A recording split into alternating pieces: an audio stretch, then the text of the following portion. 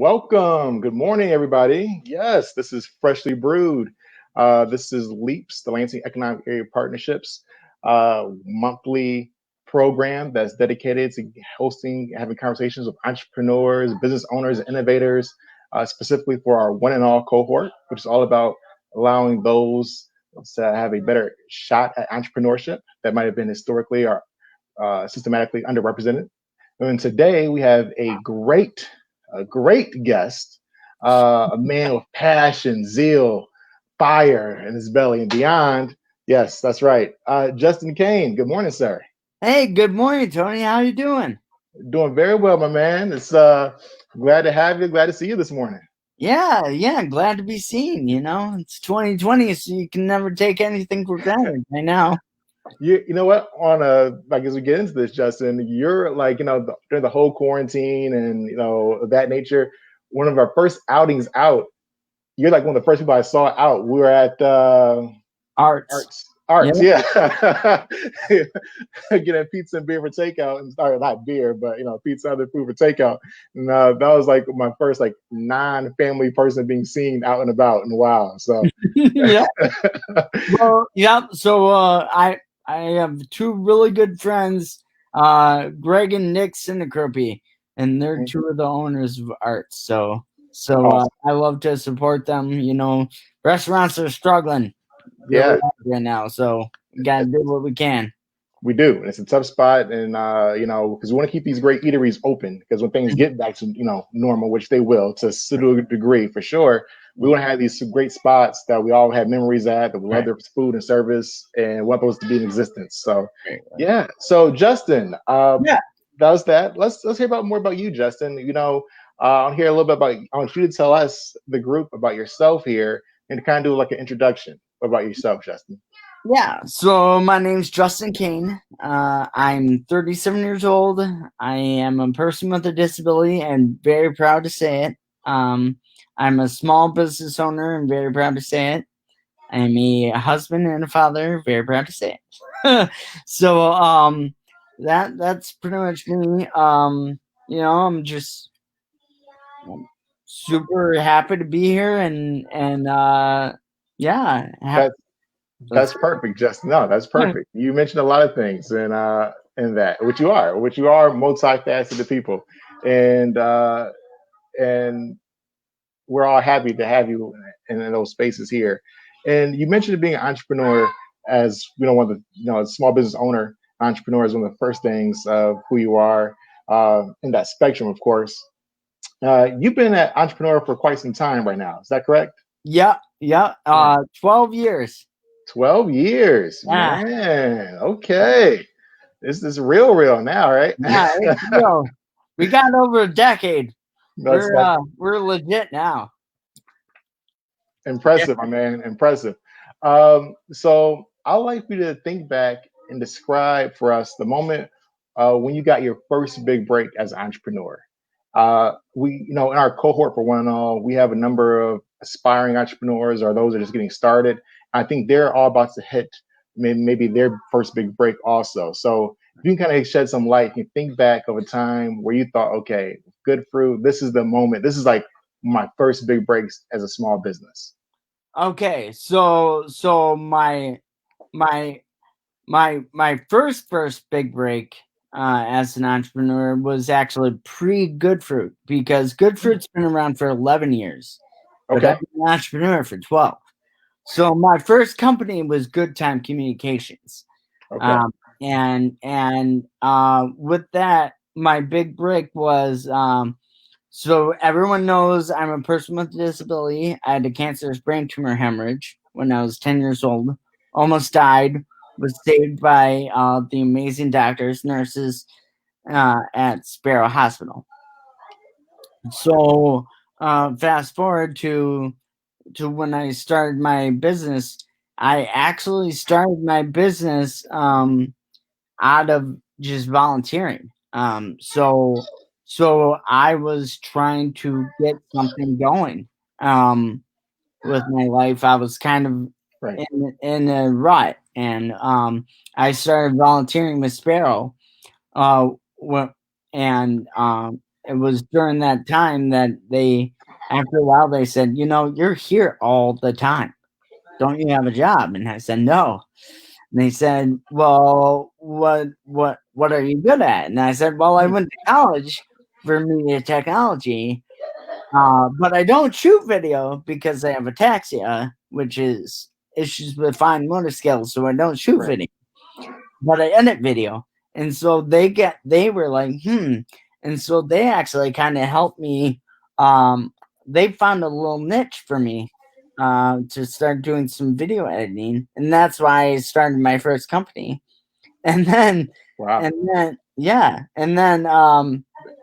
then it was about 9 months later or so when I met my now business partner, Craig Westfall, who then owned Kiwi Productions.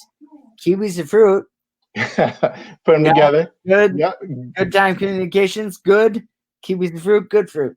That's how it happened. So, but anyways, and our first big break, and you probably don't know this, Tony, but it's kind of our first big break with Good Fruit. Before it was actually even Good Fruit, it was still two companies working together. Was with Leap. Really? Yeah, it was. This was predated, or something like that. Okay. It was one of your programs back then, and it was one of the first cohorts, and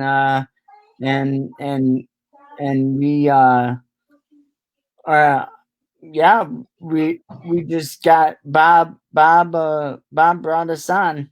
Bob Trezise brought us on to do the, or excuse me, it wasn't Leap. It was MEDC. It was when Bob was with EDC previously. EDC. Yeah. Yep. Okay. Yeah. Gotcha. So, but Bob brought us on, and we did a video of that event, and that was the first of several videos we did for the EDC, and that was our first big break. And man, when you hit those big breaks, it's pretty awesome. It's pretty awesome because it's not all sunshine and rainbows as an entrepreneur by any means. You're spot on about that, and I feel like that's one of my other questions against that there. But you say your first big break. One of the first ones was getting that contract to do those videos, right? Because then you have a major contract, a lead, a client that shows that you have credibility and validity in the business, right? Mm-hmm. And so that's no, I'm glad you could share that. Because once you get the first client down, it's like anything else, right? It's right. But the other thing that people got to remember is getting the contract is the first part. Executing on the contract is second, right? And that's a thing you got to remember too, because I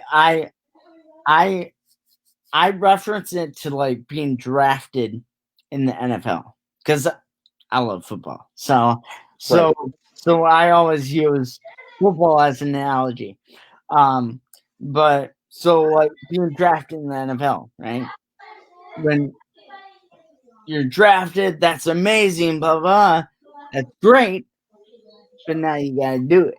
Right? Now you got that time, you gotta perform, because where you make your money is not your rookie contract. Where you make your money is your second, your third, your fourth contracts. Absolutely. So, yeah.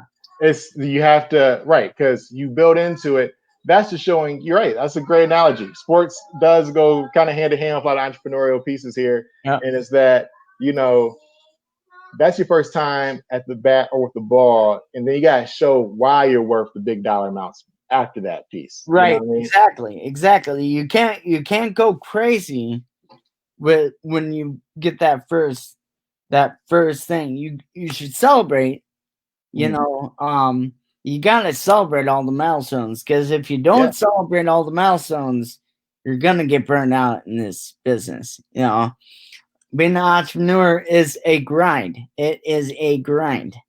And so you have to be you have to see those accomplishments and you got to celebrate them, because if you don't, you know, all the other stuff's gonna drag it down. So, but yeah. Yeah, sorry. You might hear my sons in the background here.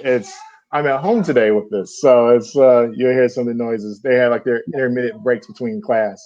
No worries. Uh, yeah. So I like the advice, celebrating the lows or celebrating the milestones, whether the high or low period, because it's important. You in your own words, it's a grind. And how do you find? No, my other questions here is, Justin, where do you find the motivation and the inspiration to continue through with your business, with your venture, especially during those low periods of time as an entrepreneur? Where do you think that comes from for you personally, or advice you like to share with others? Yeah. So I was thinking about this. I mean, I think I think I have a very unique perspective, and I think a lot of people with disabilities have a unique perspective. Um, because like for me at least, um, I almost died Mhm. at 10 years old, right? I Right. almost died.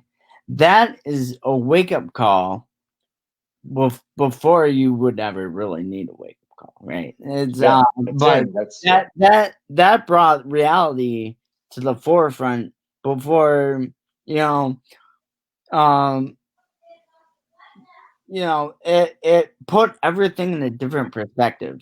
So I mean, I'm fortunate because when I've had my lows in entrepreneurship and all that kind of stuff, I nothing can get so low as almost dying Mhm. at 10 years old and then having to relearn to walk and talk and swallow and you Wow. know use the bathroom and like everything I had to relearn, right? Yeah. Yeah. And That's that like that having that happen to you really just makes everything else it's not great, but I mean you're gonna survive, right? no, uh, you're spot on. so, Wow. so It, so it's that's really helped me, and that's really helped me with my struggles, because I mean it's a whole different thing. Another thing that's really helped me with my struggles is I was very fortunate to get into the entrepreneurship game at a young age when I didn't have a lot of responsibilities, when I didn't have kids, when I didn't have bills to pay, when I didn't have that kind of stuff, because then I was able to you know struggle when I didn't have that much demand on me, right. from Right. the outside world. Um Not now, and I think about my business partner. My business partner, Craig, he's 19 years older than me. When Hmm. we started in business together, he had a family. He Right. had kids. He was the lone breadwinner when we started for his household. That's a lot of pressure. That is a lot of pressure. If he had that going on and I had that going on, I don't know if we could have survived, because honestly, it took us a good 5 years before we were on steady ground where, you know, and there's still little pits, Of but the course. pits now are nothing compared to the first 5 years. Right? So let me stop you there, Justin. Let me grab on a few things here because you meant that's a lot, which I want to really zone in on, which is good. It's all positive. I'm saying that because one, I like how you taking it as perspective. You mentioned that your life experience and possibility of almost losing your life at a young age, and knowing what that that's a low. And then learning how to relearn everything, as you mentioned there, and the strength and internal fortitude that you had to develop to do all that. That shows a lot about you, your character. But in perspective, that all right, nothing could be as low as that as a business owner, right? As you personally from business life, so you keep it in perspective. I think that's a good way of looking at it, as knowing that things can hurt. It might not go as planned, but my venture may not succeed in the rate I wanted to succeed, or have shortfalls, but you have your health, and and that's one part of looking at it as perspective. As entrepreneurs can look at, this is something, but it's not everything, and that's a great gem to pull away from there. And this wasn't a pre-planned question from what we had earlier, but it's part of our conversation. I love the fact that you do have a partner, right? And I think most entrepreneurs could utilize having partners.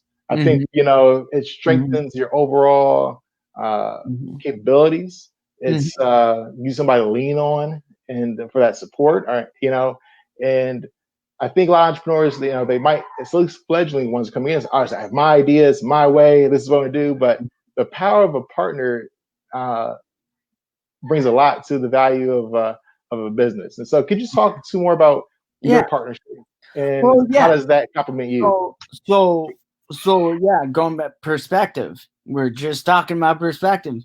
My perspective is totally different than my business partner's perspective, and that's what makes it strong, right? So if it's my way or the highway, I'm a lone wolf. It's my way or the highway. That's great, and you could be successful. You can easily be successful that way. But I'll tell you what, there's gonna be some things that are not gonna be your strong suit. And so if you have a business partner, No, I was agreeing with you. Sorry, continue. Oh yeah. So if you have a business partner, who sees things differently, understands things differently, you're going to avoid some issues, some trials and tribulations that you would otherwise not, you would otherwise run into because of the way that you're thinking of your perspective. So I would say that is a big thing about partnership. But I mean, it's also super hard. I mean, I know a lot of people that are saying that, say, man, I don't even know. And honestly, in the first 5 years, I can't believe our partnership lasted. It was a crazy thing. Okay. But I mean, it is marriage. It's a marriage. I'm married to my wife, and I'm married to Craig. That's great. But and juggling those two lives is crazy. But so yeah, I mean, there's definitely a lot of benefits to partnerships, and there's also a lot of negatives to partnerships, but there's also a lot of benefits to being a sole owner, and a lot of negatives to being a sole owner. So I hear it. You have to find the right for you for the right individual. You got to juggle those. But another thing I'd say is, I've been able to do a lot of things, right? I'm 37 years old, and I have 2 businesses.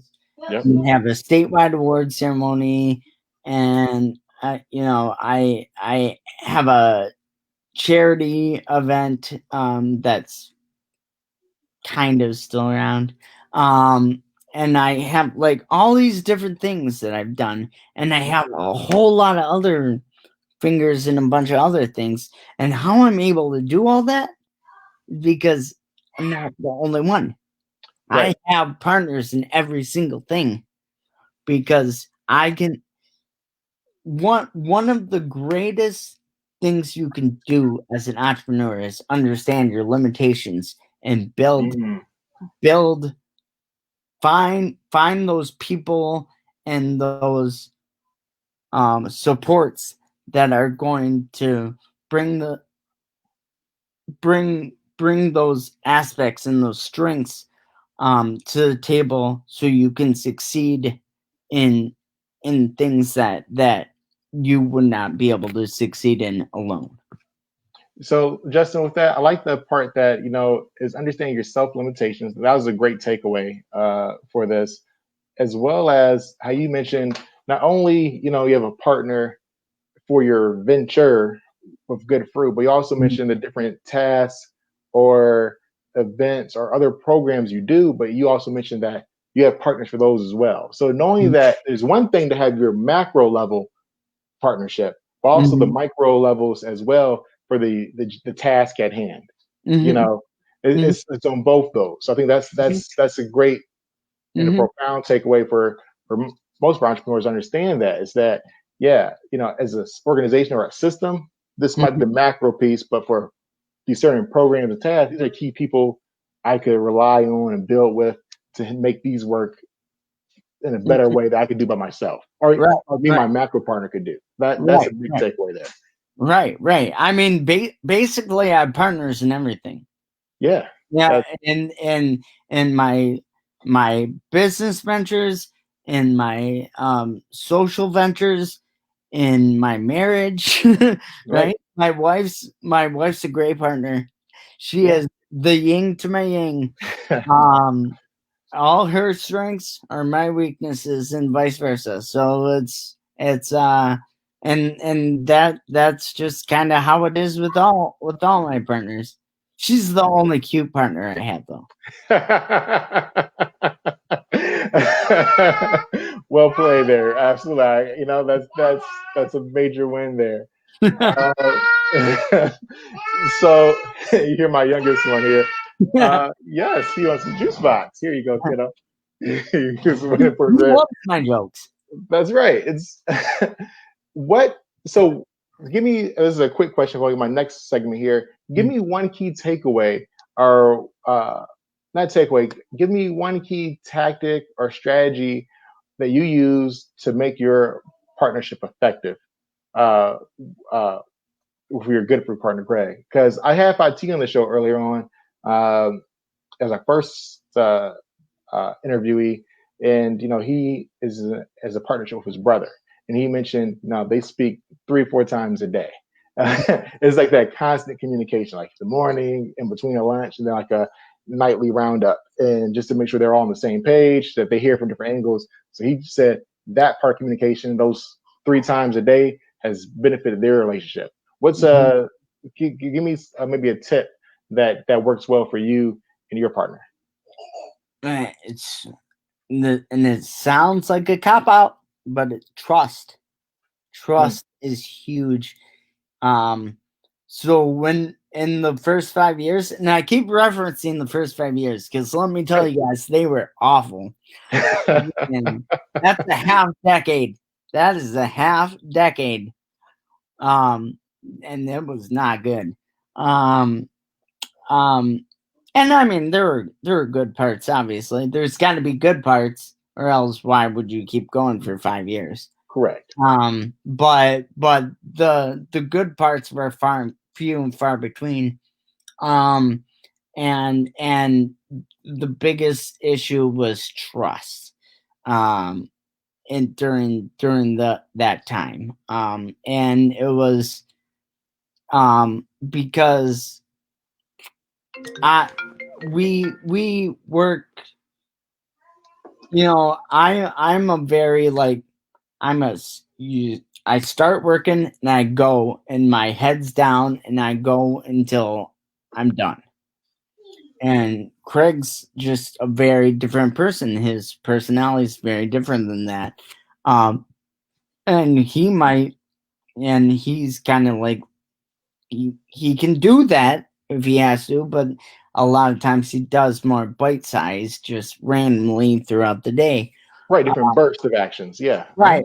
And because I was different than that, that wasn't my thing. I I always felt like he was slacking. and it caused so many fights and so many headbutts and everything. And no, he wasn't slacking at all. But it was just I couldn't see past the way I did it. And so that was my thing. But then there's a thing that really turned our business around, and it's called EOS, Entrepreneurial Yeah. Operating System.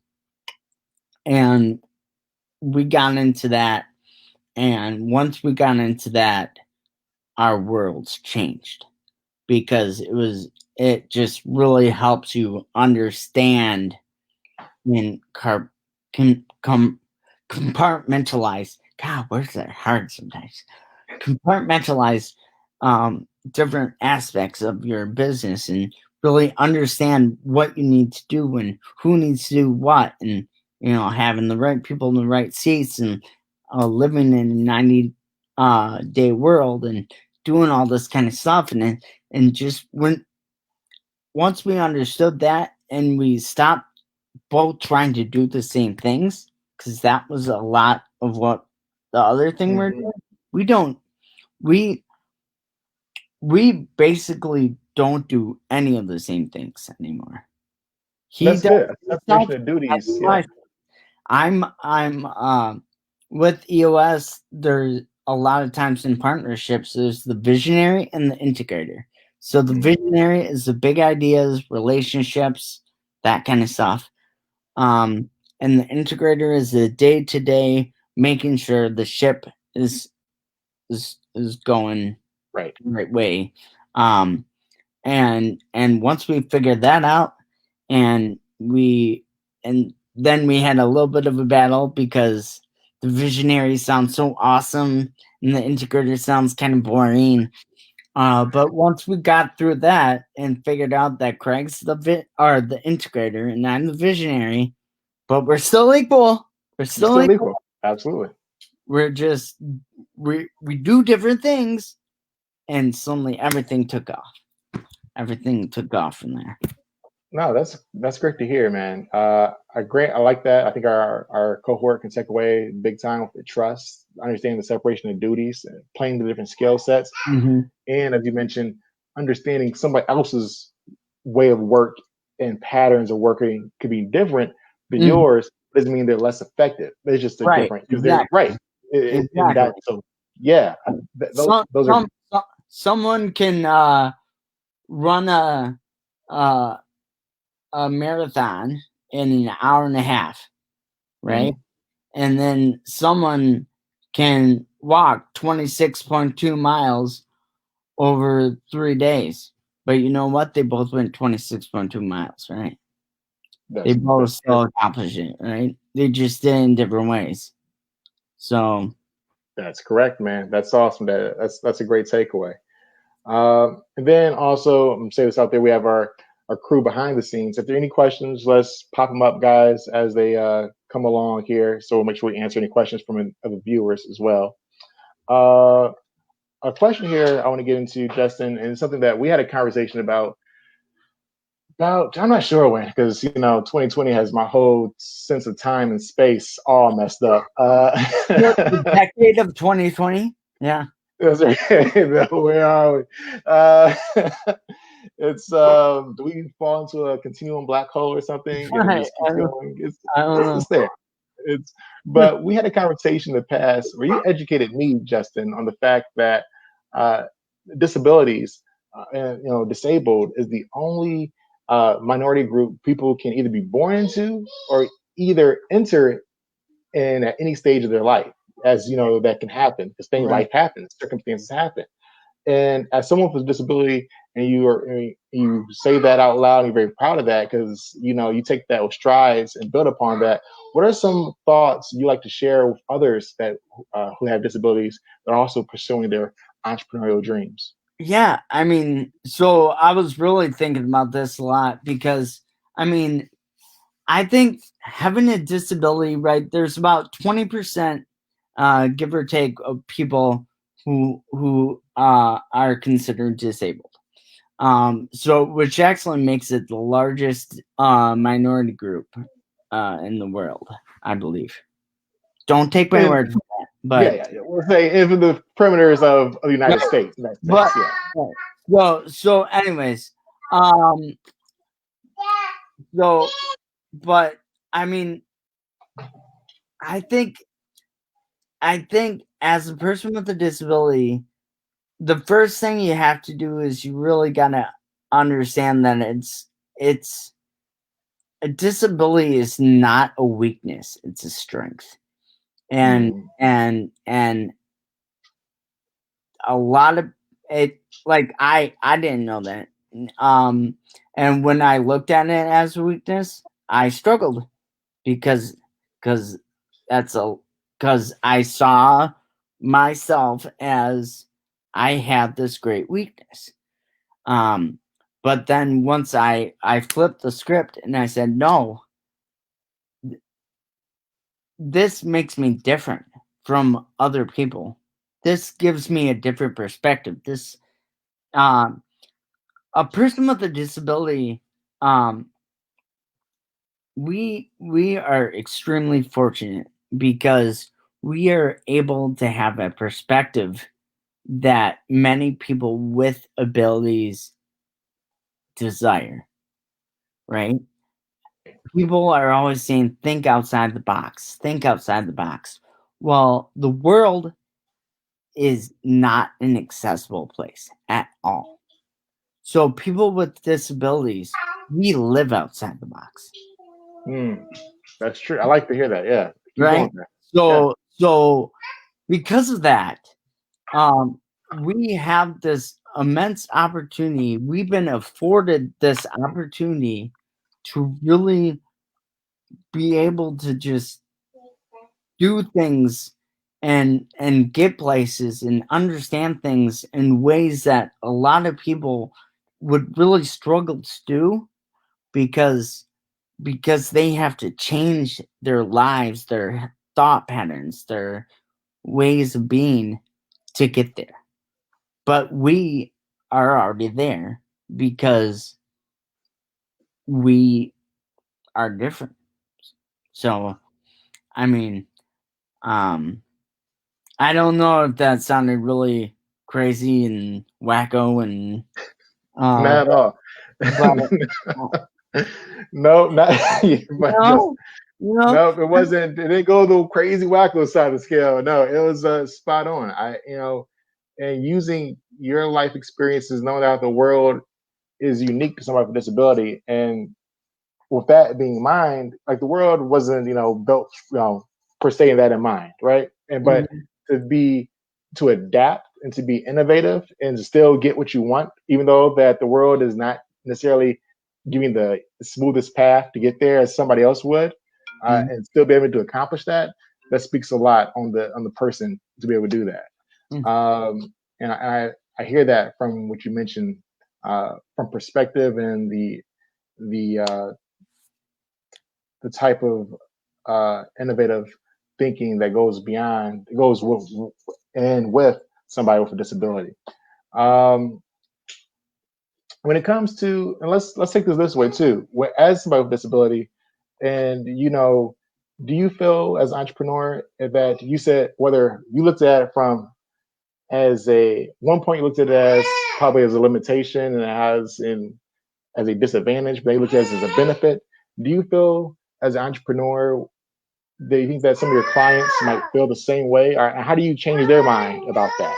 If you were to right. give some insight about that also. From changing the perspective of a client, they say, oh, Justin has a disability. How do you change their conversation with that? Yeah. So, um, yeah. I mean, so when I started out in entrepreneurship, my main goal was I okay. So when I started as an entrepreneur, actually I focused a lot on my disability and you talked about my story and did all that stuff because that was my X factor. That was what made me different from every other person that did what I did. And I mean, did it open some doors? Yeah, it probably did. Because because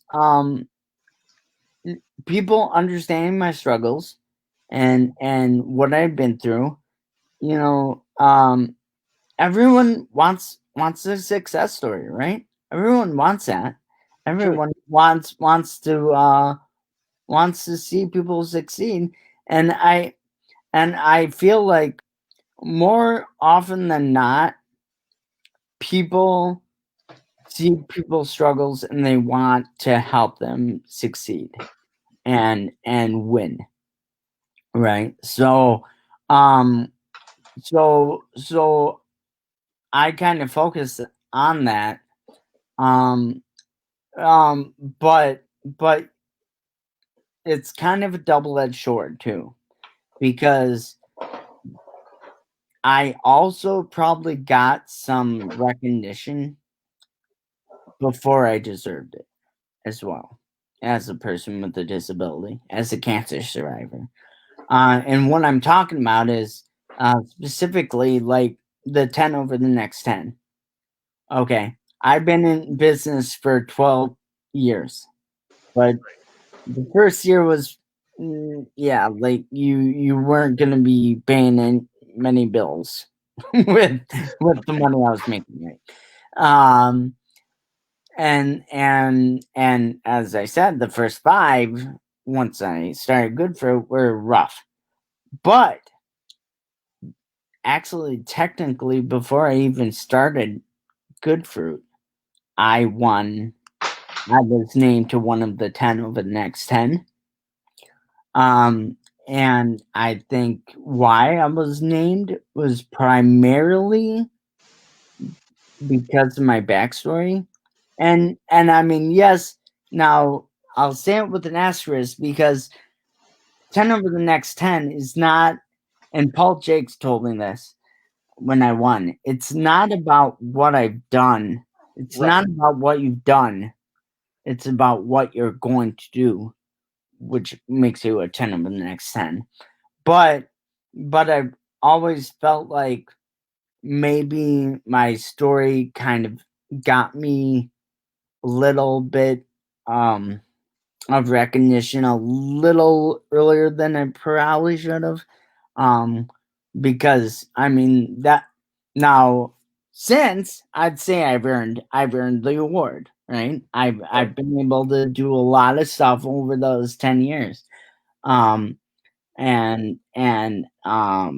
I mean, I think when it started, it was a little, maybe almost a little premature, but I, and maybe that's just me overthinking things. But I hear you though, Justin. I hear you, but I think what Paul told you is correct, and that it's spot on. Is that from what you already showed already, the successes you've had. Of course, you know there's more to come, but the idea is that it's not what you've done in the past 10 years, what you're going to do in the next 10 years. right, right.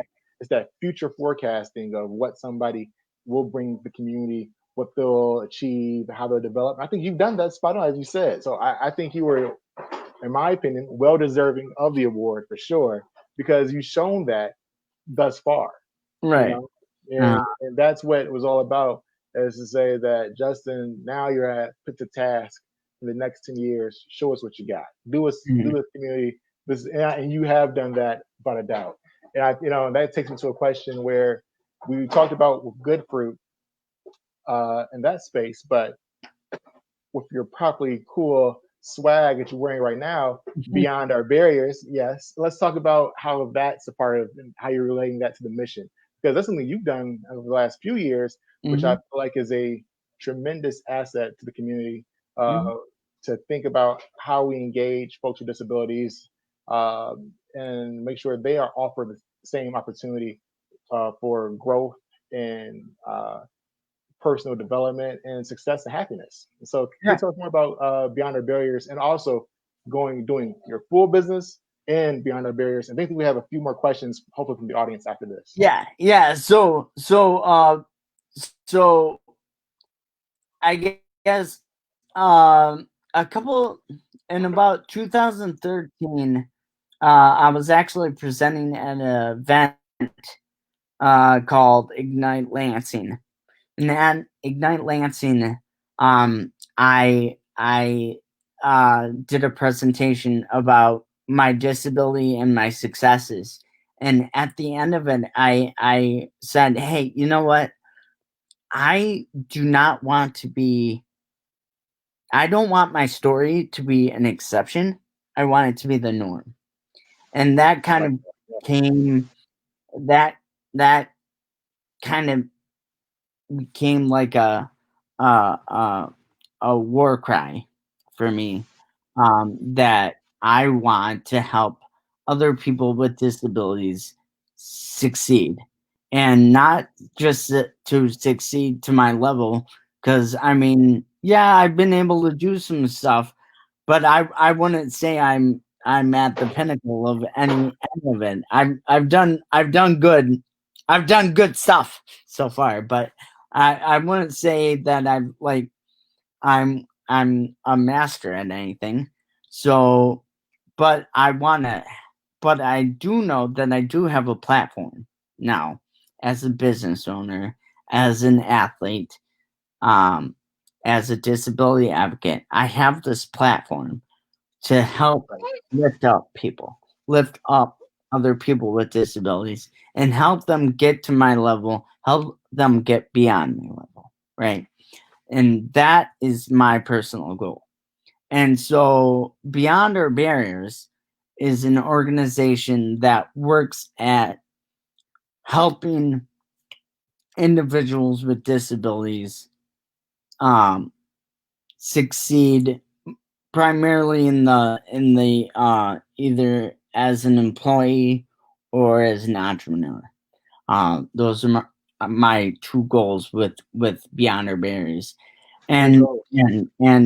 we're doing that through a lot of different innovation, using video in ways to help break down stigmas and concerns, and then using technology and other innovation to help individuals um, with disabilities fit into where they should be, and succeed to the highest level that they can. So that's basically what Beyond Our Barriers is doing. Um, and then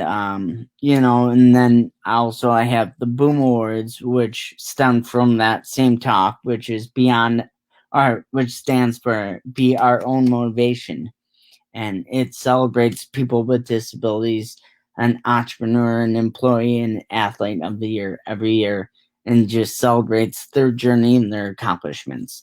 So, that's kind of my war cry, to help people with disabilities, find success. And I love, just going and meeting with people and connecting them, and I don't even need to be a part of it in any way, but if I can help people, I want to.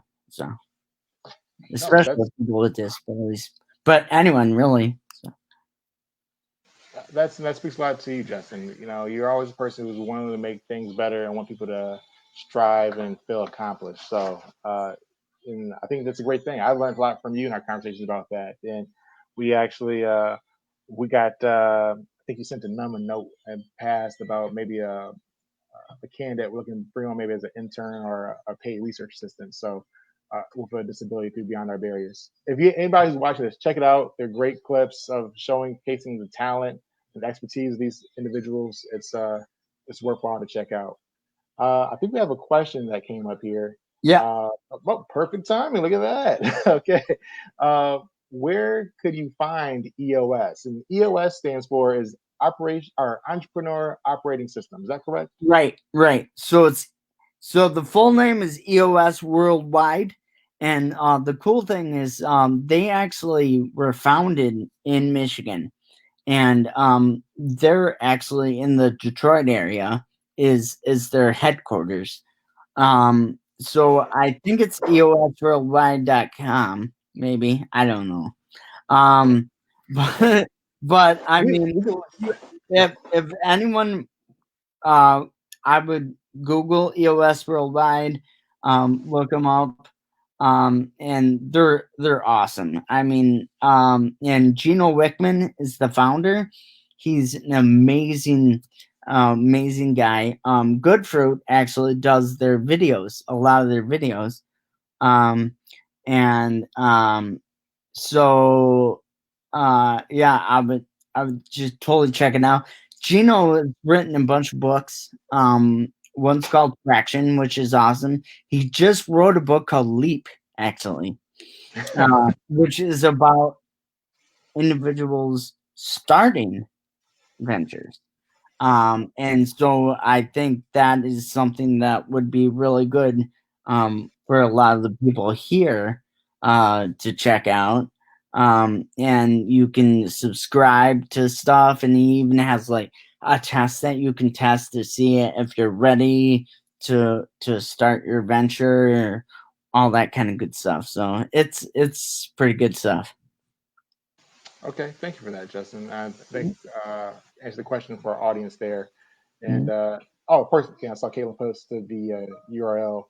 Um, so, and my son's turn off the lights. Thank you, Ada.